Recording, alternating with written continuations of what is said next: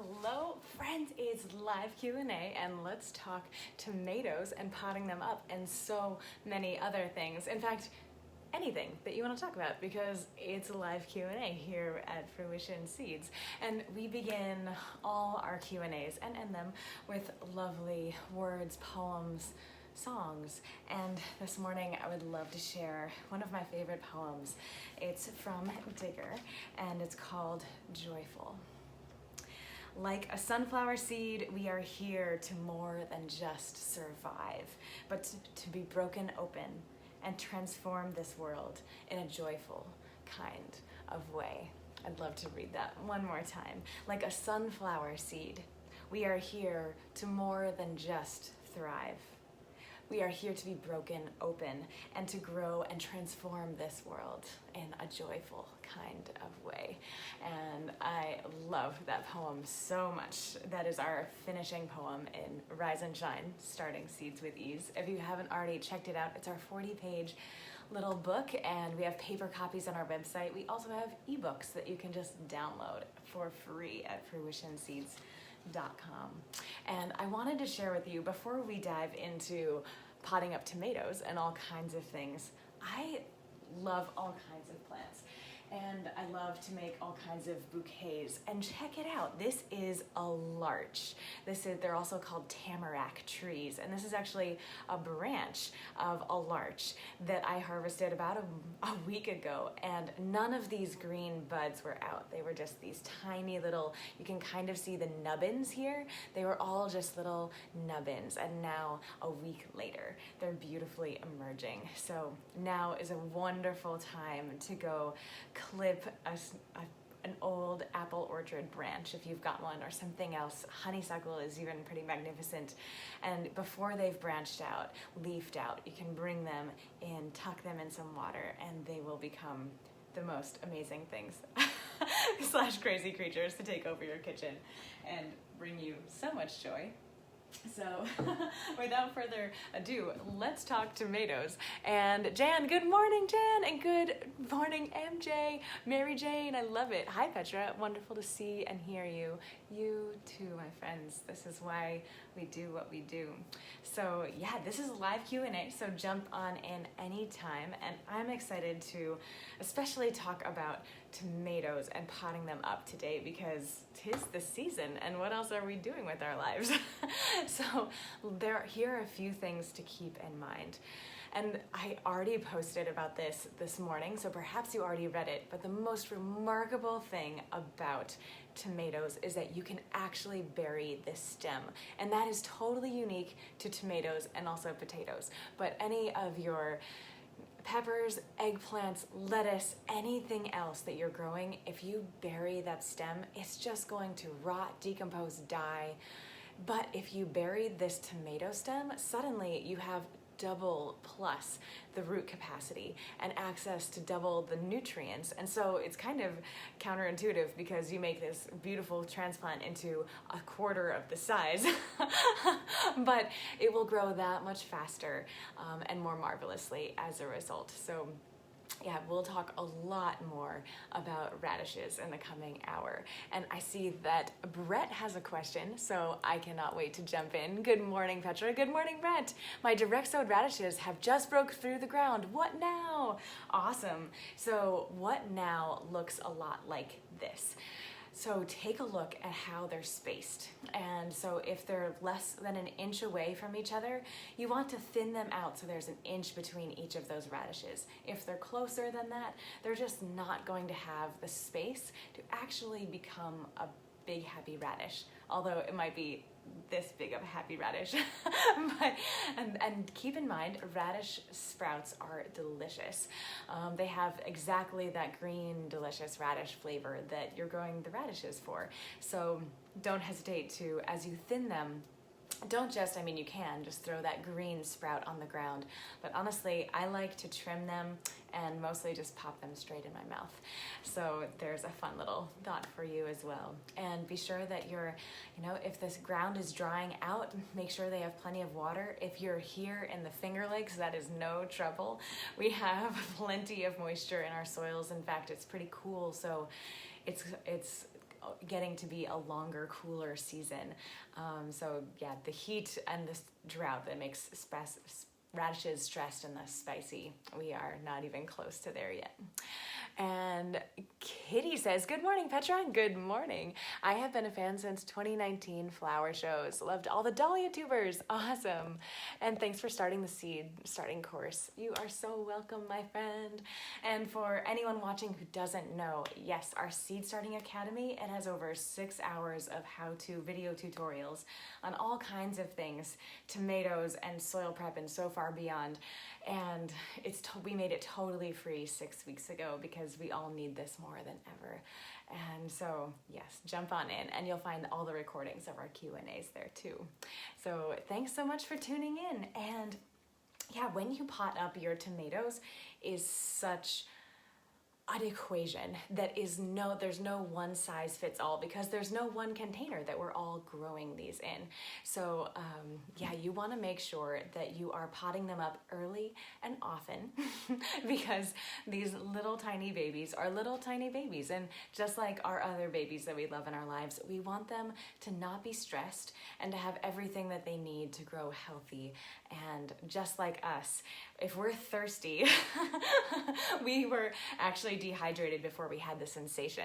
So you want to be feeding your plants and potting them up early and giving them plenty of light so that if you see the signs that they're hungry and need more light, then they needed that well before they're actually showing the symptoms. So that is both the fine art and the science of growing awesome transplants.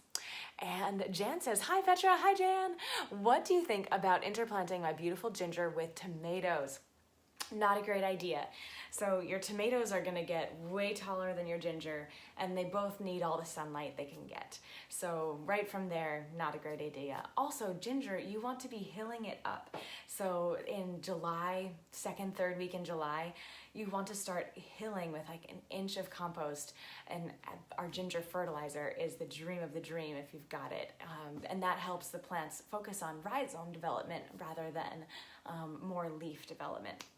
So in that way, yes, you can bury the stems of your tomatoes, but and they turn into roots, but they don't need that treatment. And so they're really different plants, but certainly from the light standpoint alone.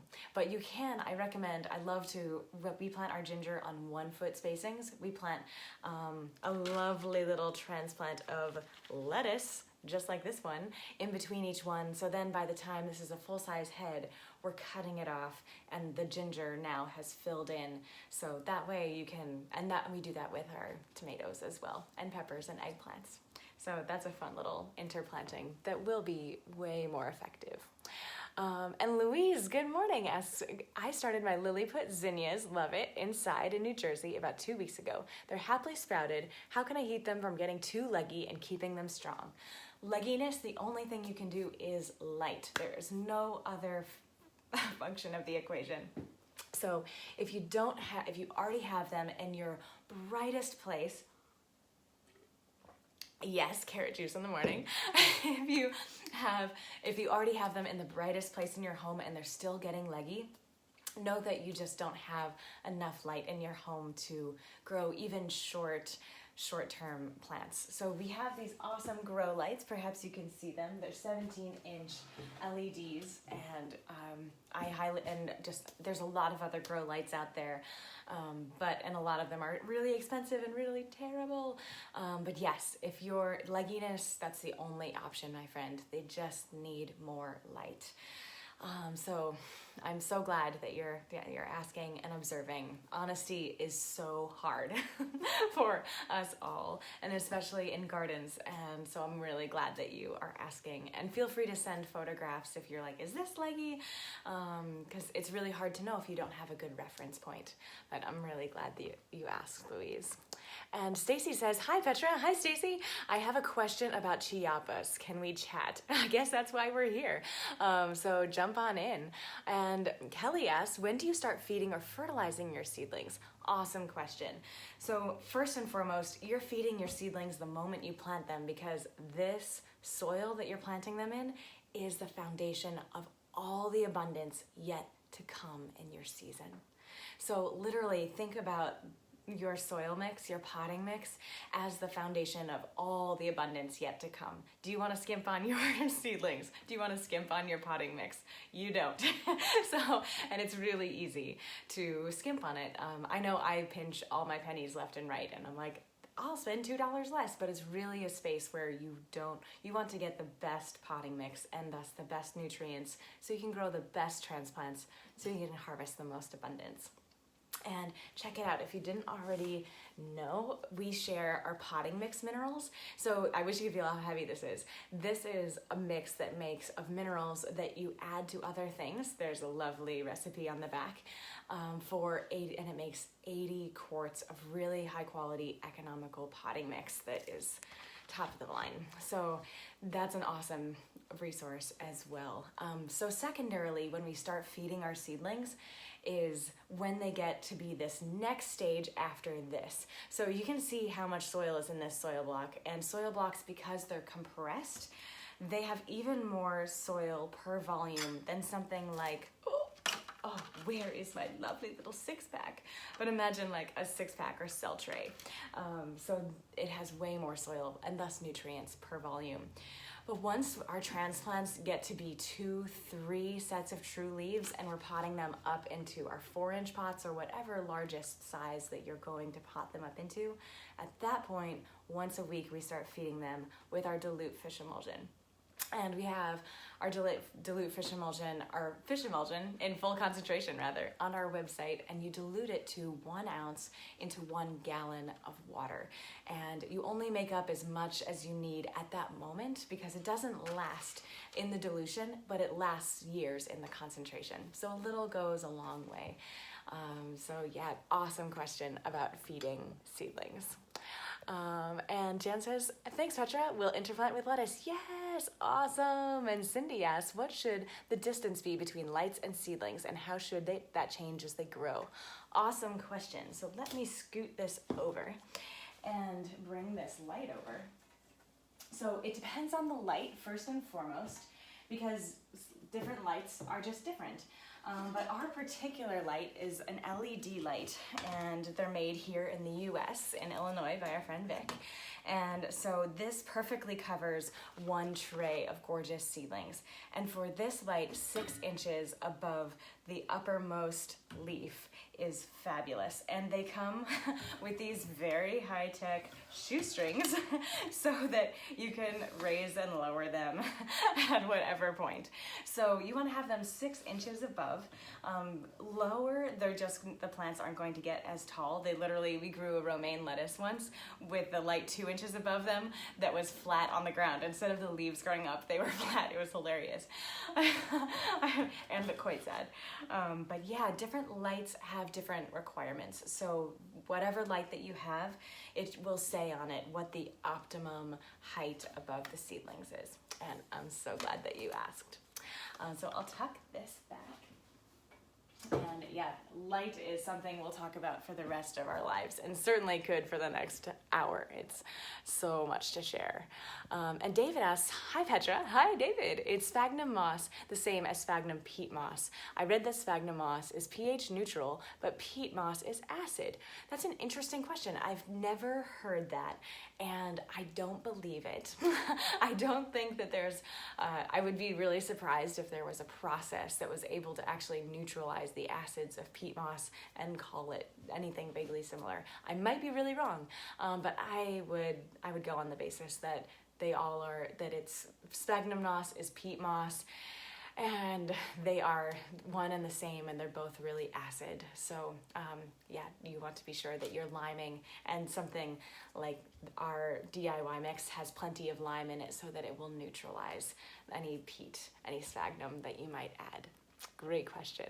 And Jan asks, I know you recommend foliar feeding fish emulsion for transplants, and how much emulsion to how much water? Yeah, so it's 1 ounce of fish emulsion to 1 gallon of water. And I highly recommend you just want to make up as much as you need for that moment. So if you need less than a gallon, make proportionally less than a gallon, because it doesn't last once you take it out of dilution. Great question, Jan. And Susan asks, hi, where can I plant the lettuce and chard seedlings I purchased prematurely, I'm afraid?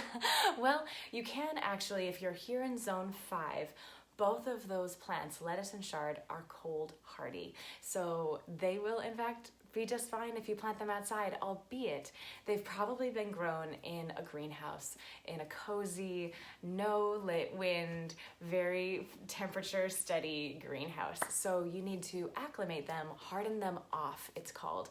So hardening off is acclimating your plants. And you do this to cold weather as well as warm season plants, acclimating them, because it's not only about temperature, it's about direct sunlight, and it's about wind and this thing called rain that falls from the sky. And just acclimating these plants from their cozy indoors universe to a more resilient and to be resilient in a very dynamic environment, your garden.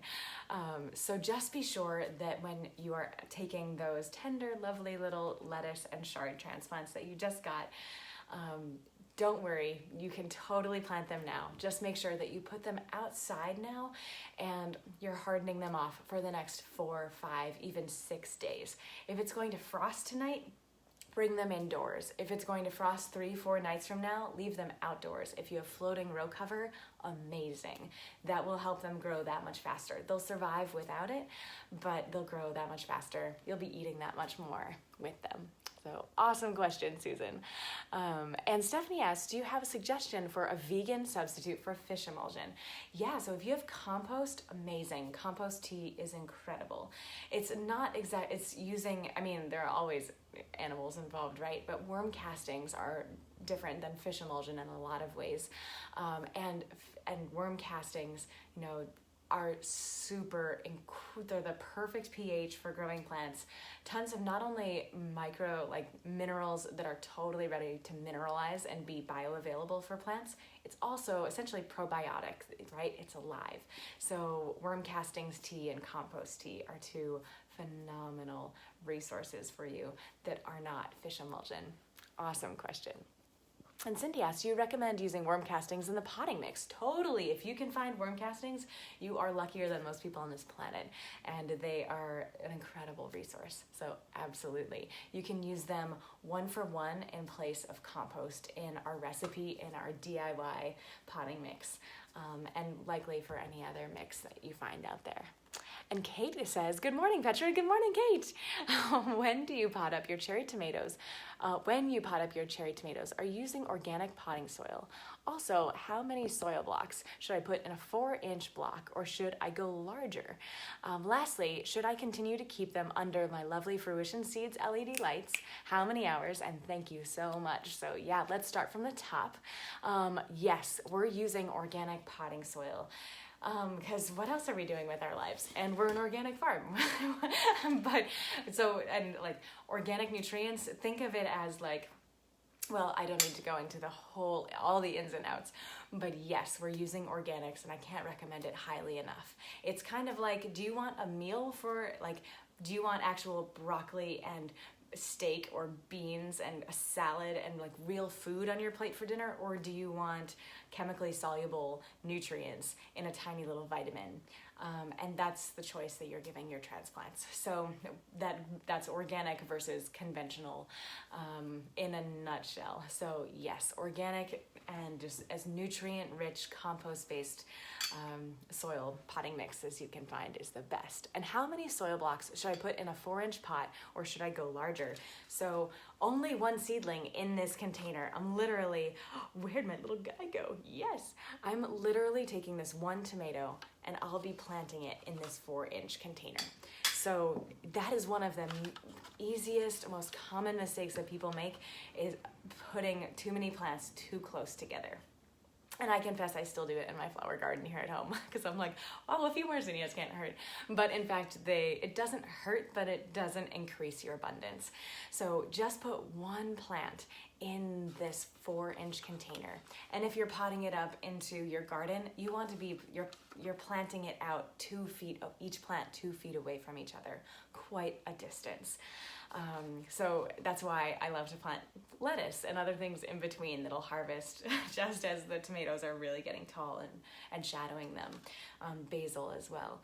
So yeah, just one plant in your 4-inch container. And remember, it's a tomato, so you can actually bury the stem. You don't want to do that with your peppers, eggplants, any other transplants, but those tomatoes, you can actually bury the stem and you'll double the root system, and the plants will be that much more happy and healthy and thus productive in the long run as a result.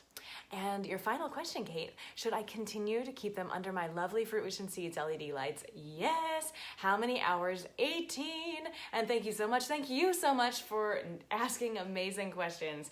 It's one of the hardest things when you're growing is to even know what questions to ask, right? So I'm really glad that you know. So yeah, 18 hours, 16 is a minimum, 18 is the maximum. So we go for 18. Our lights that we share, they come with timers so that you can automate your life and your tomatoes can just thrive in the meantime.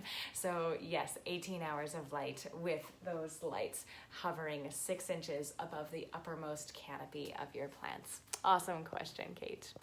And Stacy says, my chiapas are super stunted and yellowing. All the other varieties are doing great. Interesting. And I imagine you're treating them all exactly the same. That's really strange. I honestly have no idea why that is happening. I know we just planted our chiapas a few weeks ago and they are so happy. I honestly am kind of bewildered, but if I were you, the best thing that you can do, I think, right now is to pot them up into really nice potting mix, as I'm sure you have, and be sure you're burying their stems. And you can also send me pictures because there's a chance that they might, if it's our seed, I know it doesn't have a virus, but if it's other kinds of seeds, sometimes tomatoes can have viruses on them that can make like stunted, curled leaves. That is not great. So yeah, great question. And Stacy, I'm so sorry. Let's keep in touch about that. And Natasha, hello Natasha, says, is it too late to start tomatoes zone 6B, 5B, 6A? You're a little late, my friend. It's true. So it's really last weekend was kind of the final call, but if there's no way that you have access to really high quality organic transplants, then yes, you can totally start them. You'll probably have 3-4 weeks. You won't be harvesting your tomatoes until 3 or 4 weeks after you could have been starting harvest. But that being said, that's still better than not having any tomatoes at all. But if you can at all access great organic transplants, I highly recommend that you do rather than start them now. And if you're close enough to fruition, you can jump on our website, fruitionseeds.com, and we're actually sharing on-farm pickup of our transplants in May. So I'd love to share our transplants with you if you're at all close enough. And then we would actually get to spend time with you.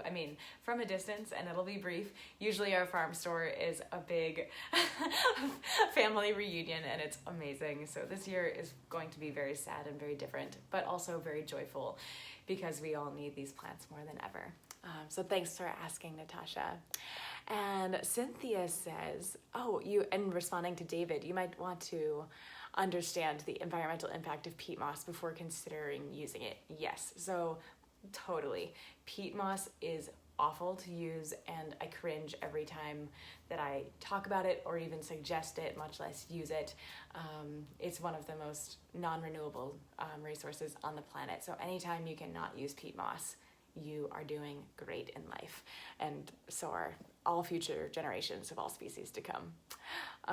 So thank you so much, Cynthia. And Cindy says, for tomatoes, after germination, what is their optimum temperature and humidity during their growth until they are ready to be hardened off? Great question. So optimum temperature, 75, 78 warm. So that's why heat mats, and we have them on our website. If they're amazing. You'll have it for the rest of your life, and they make all the difference. So heat mats are amazing. And so that 75, 78 degrees is optimum for them. Certainly in germination, but even afterward, if you don't have that temperature, they're not going to grow as fast. And it's kind of that 55, 60 degree temps. If they're less than that, they're going to get stressed and sad. So it can be a little less. It can be in the 60s, and it's not optimum, but it is, they're still going to thrive and surround you with plenty of abundance. And humidity is I don't actually know the exact humidity number, because you don't want it to be 100%, because that increases your susceptibility to damping off and bacteria, fungi that are going to just munch on your tender, delicious seedling. So it's less than 100% for sure. But basically, if you have a humidity dome, don't use it. If I could wave a magic wand and have all the humidity domes in all home gardeners' seed starting setups disappear, I probably would do that. They're just asking for way more trouble than they offer you advantages for. So yeah, you definitely don't want, if it means less temperature and less humidity, yes, that is totally fine compared to more temperature and more humidity any day. So awesome question. And Dorothy says, do I keep my beautiful tomatoes? I did rod red. Yes, they're doing so well. Yes.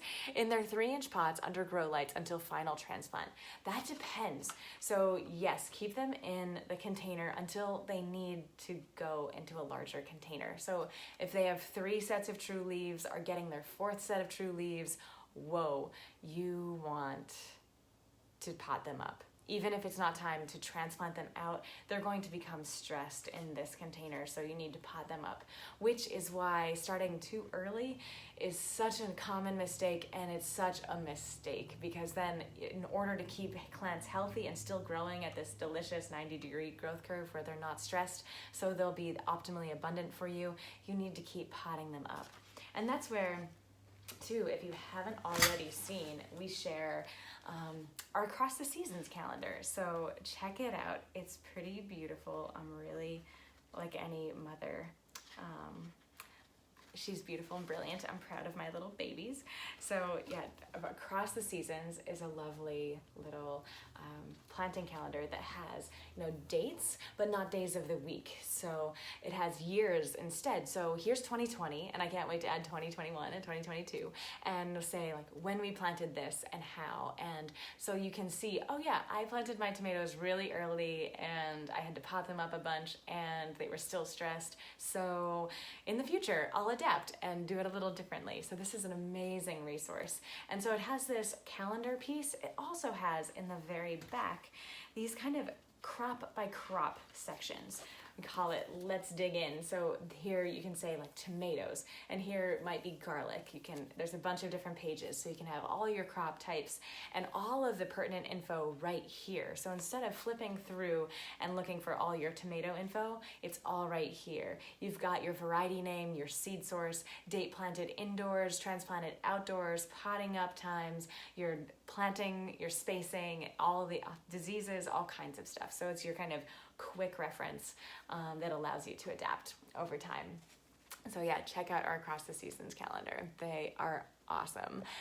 And Wayne says, what is a good reuse fertilizer, like coffee grounds for most garden plants? Coffee grounds, not a great at all. Put them in your compost for sure, but they're super acid, so they're gonna do lots of not good things for your plants.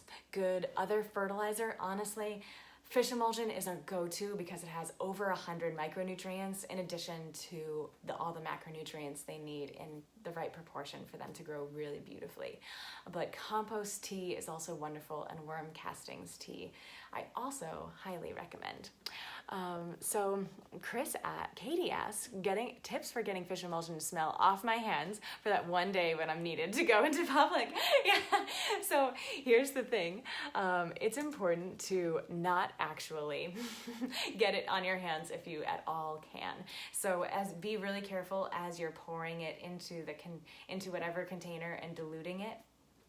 you should be able to not at all get it directly on your hands. That being said, there's always like respiratory droplets, and so there's going to be respiratory, especially if you're foliar feeding.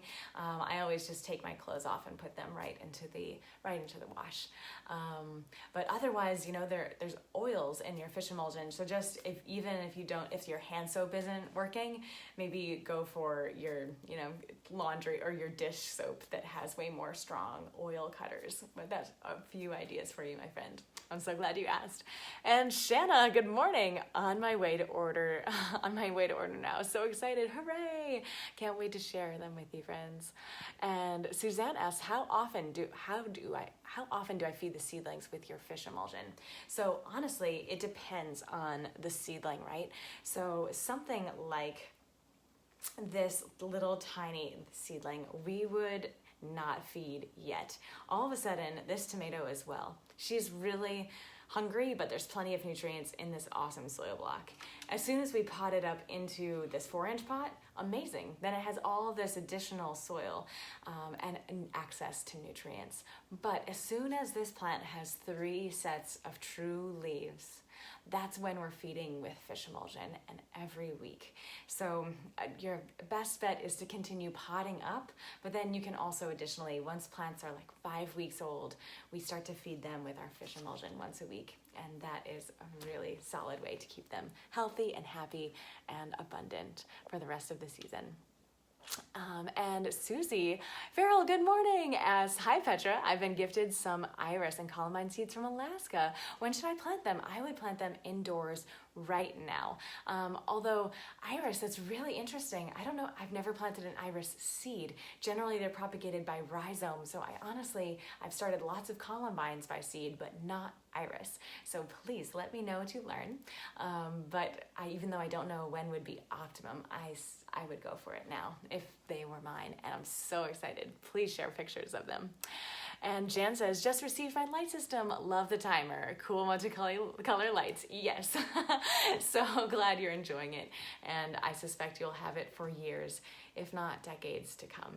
And even when we're not growing little lovely transplants in the spring, we're growing flats of gorgeous microgreens all winter long under them. So I suspect you'll be enjoying it for many, many reasons and many seasons to come.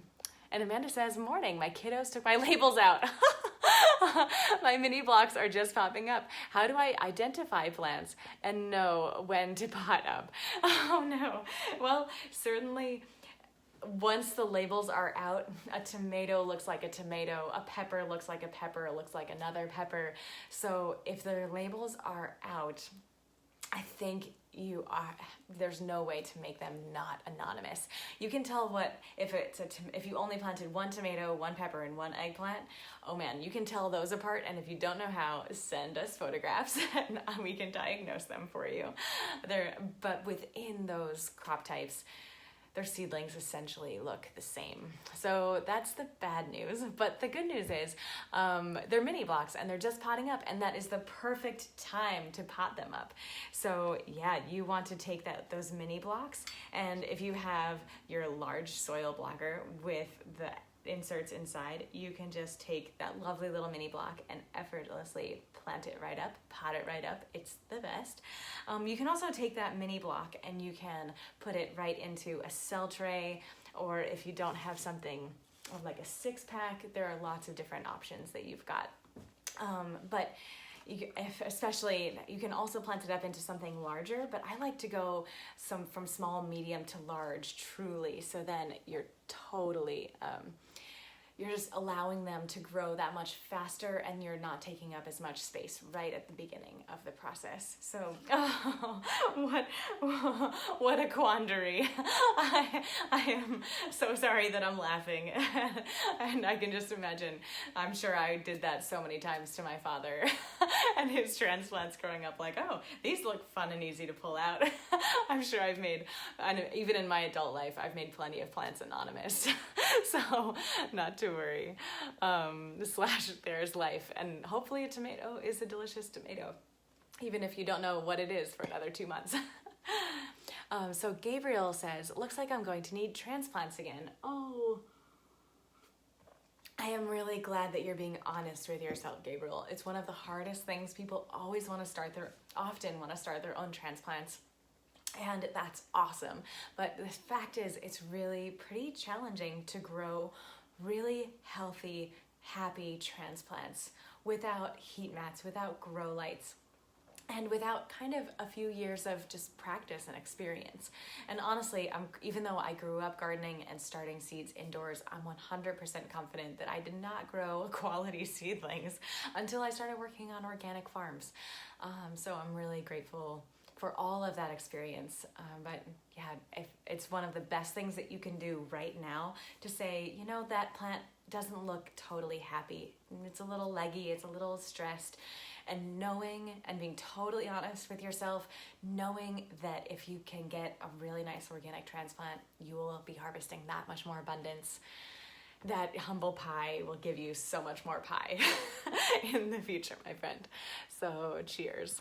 And Kat, good morning, asks, yes, gardening is getting past the separation from family and friends. It is a great way to get past this and to rekindle our kinship with the natural world around us. Absolutely. And Kendra asks, going to order soon, wondering if you're offering cucumbers again this year. Coming to you again from the Boston area. Oh my God, that's amazing. I hope you spend a wonderful long weekend in isolation here in the Finger Lakes. It's so beautiful. Oh, and I can't wait to see you, even though it'll be so hard to not hug you. But we won't have cucumbers as transplants. We're just offering them as seeds this year. So often, things like, and let's talk, because I see all the time on social media, people are starting their zucchinis and cucumbers and melons. And I'm like, God. So quick PSA, zucchini, melons, cucurbits, the long spiny viney family, they despise being transplanted. They have really sensitive root systems. They want to be planted right where they want to grow for the rest of their lives. And it's counterintuitive, but plant a zucchini seed next to a 10-day-old zucchini transplant.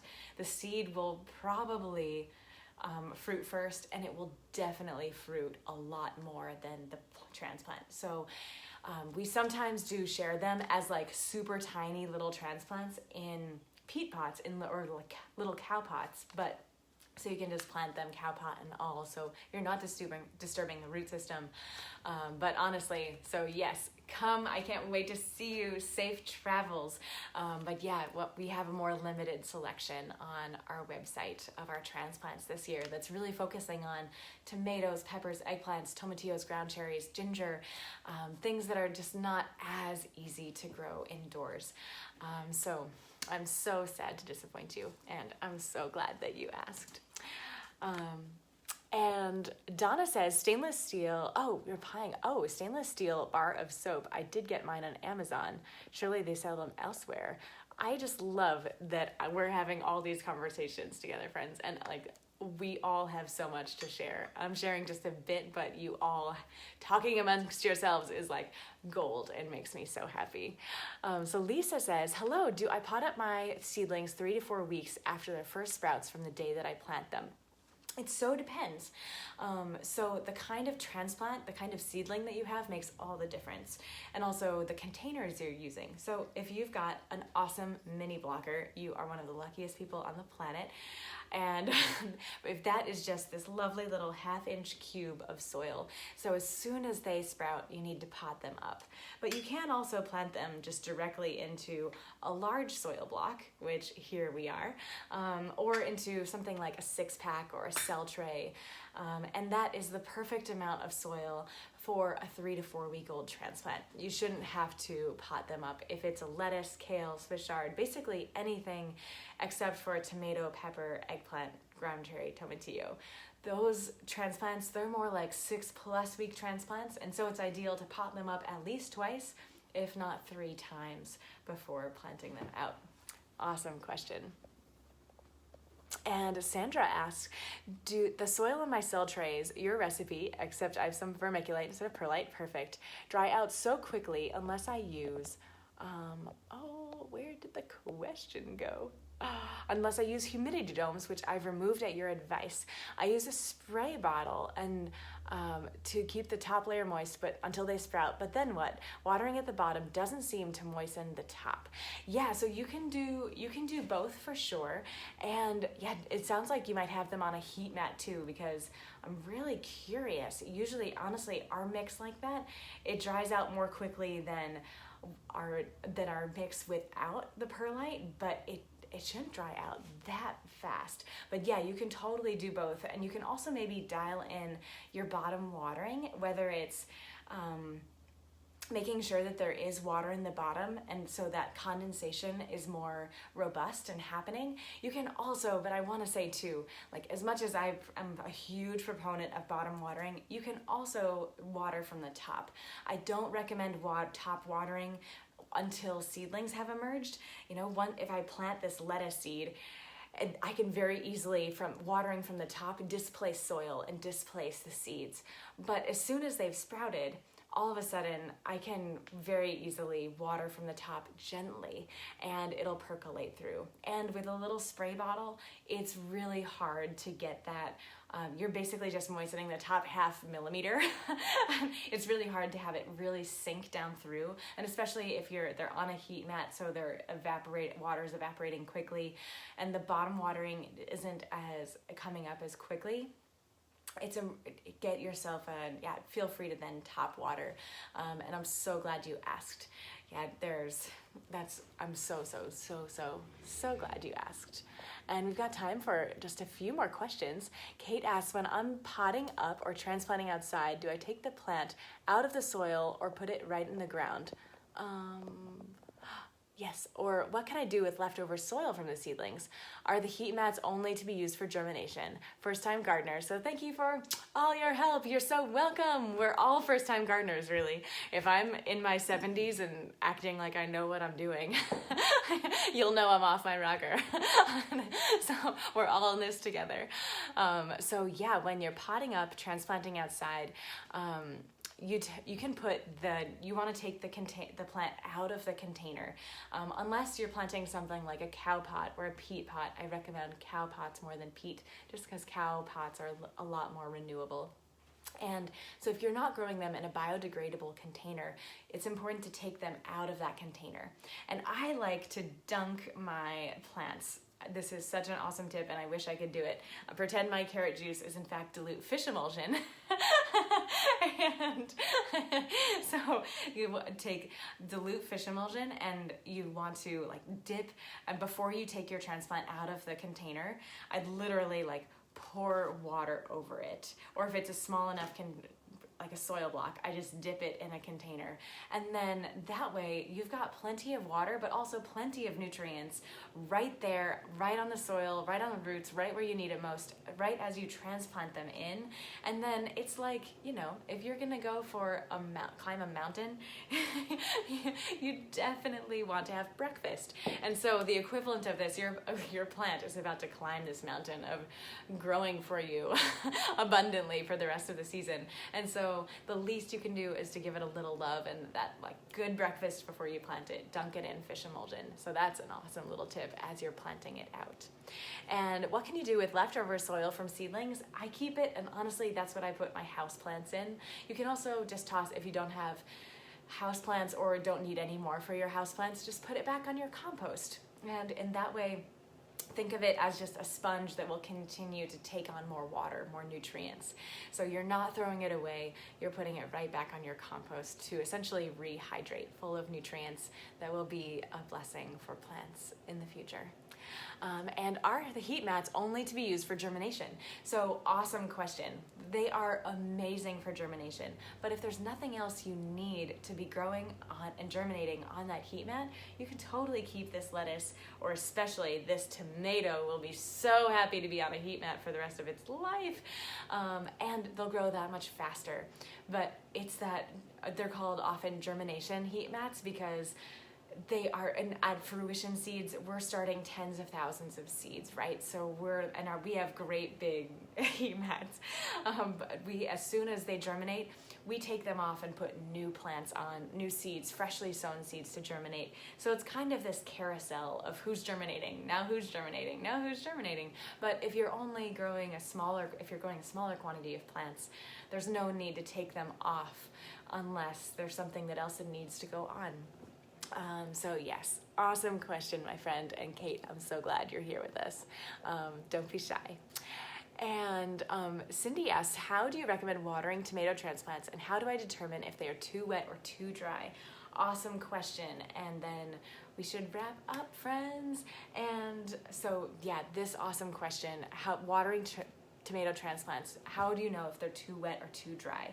So check it out. Here are some transplants that I've been growing in a takeout container. Thanks to my friend Melissa for opening my eyes to this. It's awesome. I actually planted or drilled some holes in the bottom, and so it's an inch grid of holes on the bottom, and then the top of the takeout container, I have some nickels in the corners so that it raises up, and then I can bottom water them from there. I love it so much. What am I talking about? Yes, too wet or too dry. So whatever container you're planting them in, once you've planted them, pick it up and feel what that weight is. If you're totally type A, I love you. And I am not, but I do love you.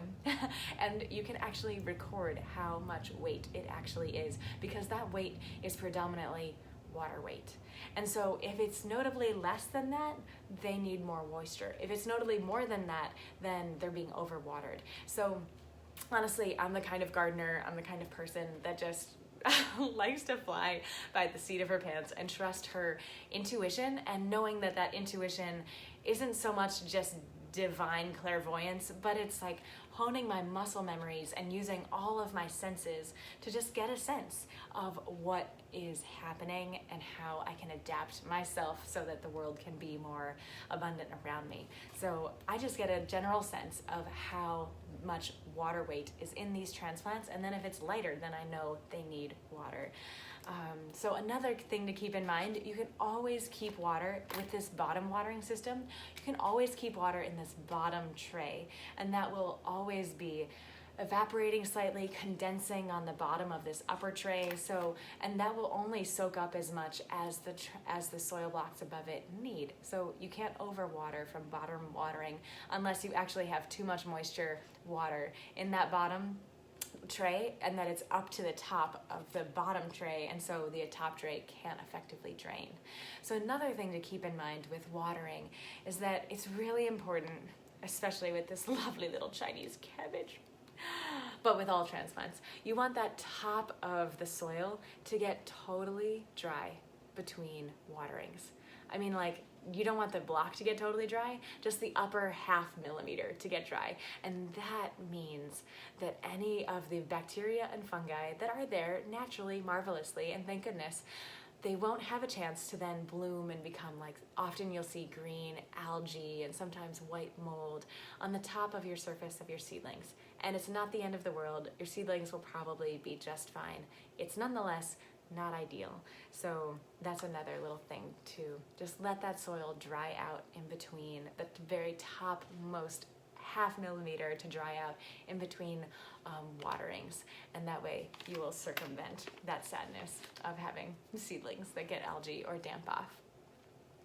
So it's time for me to transition, friends. I'm going to hop over to Instagram. So if you're not done with Q&A, and I'm not either, so I'm going to jump over to Instagram, and I have some really extraordinary, exciting news. On Instagram today, my dear friend Kira is going to share, she's actually interpreting ASL, so she'll be signing on the screen with me as we're talking about transplants and everything gardening. So I'm so excited because there are so many ways to be in this world, and there are so many ways that me as a person who is so abled, I don't even realize that I'm sharing all this information, and there are so many people who don't have access to this information.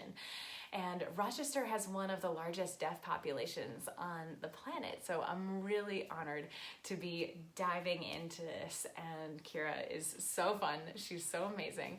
And so we're going to be sharing together this Q&A at 11 o'clock. So I'll be sharing and Kira will be signing, and it will be amazing. So if you're not done with this Q&A, I don't blame you. Jump on over into Instagram and I'll see you there shortly. And know that all of these recorded Q&As get tucked into our Seed Starting Academy, which is now free if you didn't already get the memo. So our Seed Starting Academy has over 6 hours of how-tos of how to do all these things, and then some, and much more beautifully organized than me just babbling on in a Q&A. And we made it free 6 weeks ago because gardening grounds us in chaotic times, and we all need this information and inspiration now more than ever. So I finish all of our Q&As with a poem, with a song, with a little something. And this is a lovely poem by my friend Digger. It's called Joyful. Like a sunflower seed, we are here to more than just survive. We are here to be broken open and to grow and to transform this world in a joyful kind of way. I'd love to read that again. Like a sunflower seed, we are here to more than just survive. We are here to be broken open, to grow and to transform the world in the most joyful kind of way. So yes, we are friends, and thank you for joining me. I'm so delighted to ask questions and myself and to share what I've learned. And I'm constantly learning new things all the time. It's my great joy to share it with you. And don't be shy.